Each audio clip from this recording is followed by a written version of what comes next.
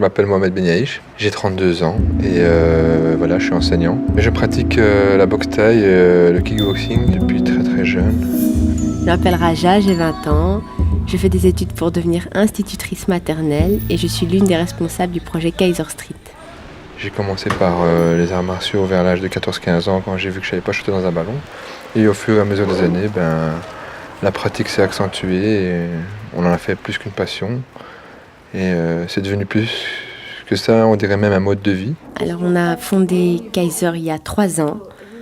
Rizlen, moi et Nasma, on était de proches amis. C'est un projet qui vise l'intégration des jeunes filles dans des milieux fréquentés majoritairement par les garçons, comme les maisons de jeunes. Et notre activité principale, ce sont des cours de boxe thaïlandaise. Ce sport-là s'est démocratisé, à savoir que monsieur et madame tout le monde le pratiquent. Donc on a de plus en plus de femmes qui le pratiquent.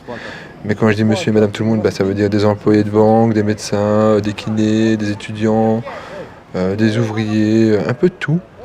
Et donc c'est ça qui est bien justement, ça permet d'ouvrir la discipline, de donner une image un peu plus valorisante. On a choisi ce sport car le grand public considère que c'est une pratique masculine et on voulait bousculer les clichés en prouvant qu'on était aussi capable que les hommes de pratiquer ce sport. C'est un sport dur, c'est un sport assez où il faut vraiment se dépasser parce qu'on est seul sur un ring.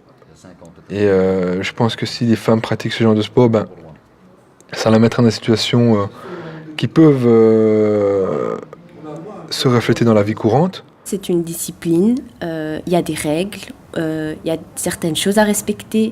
On est vraiment là pour se défouler, pour extérioriser ce qui ne va pas.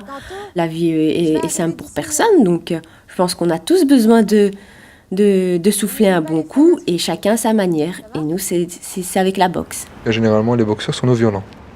Donc c'est ça qui est paradoxal. C'est des gens qui acquièrent une pleine confiance en eux et qui sont sûrs d'eux et qui connaissent leur maîtrise, leur force et savent l'utiliser quand il faudra l'utiliser et qui après, au contraire, va refléter plutôt quelqu'un de sage, de mature, de réfléchi et de maîtrise de soi-même. C'est comme si on avait ouvert une porte et que cette porte-là, tout le monde l'attendait. En fait, tout le monde s'est dit c'est un super projet. Tout le monde a été touché, même certains hommes nous ont aidés dans ce projet. Donc le fait que le projet a pris autant d'ampleur, ça nous a fait vraiment plaisir. En jetant un regard sur Rizlan et Raja et Nasma, ma première vue, ça a été de voir qu'elles étaient quand même jeunes. Je sais pas que je doutais, mais j'avais, on va dire, une petite appréhension sur le fait qu'elles puissent justement gérer un groupe. Mais bon, c'est en mettant en place le groupe qu'on peut responsabiliser les personnes. On a rencontré Mohamed l'année passée, suite à la perte de notre ancienne salle.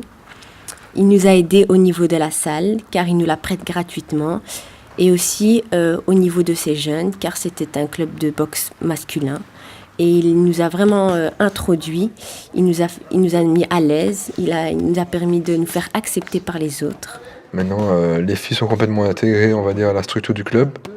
Elles participent à nos activités. On arrive maintenant à mixer les groupes et elles viennent se mélanger au groupe des garçons. Pour nous, ça nous prouve que les hommes sont pas tous pareils, qu'il y en a certains qui sont très ouverts, qui sont là pour nous aider et qui sont entre guillemets de notre côté, qui pensent un peu comme nous, qui veulent l'égalité homme-femme.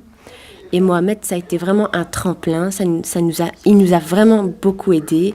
Moi, d'un côté, ça me permet aussi d'éduquer mes garçons. Ça me permet de leur montrer autre chose, de leur montrer que les femmes peuvent pratiquer et qu'elles peuvent se mélanger à un groupe mixte et eux-mêmes vont changer leur perception des femmes, vont avoir une autre image et on va indéniablement vers une meilleure mentalité.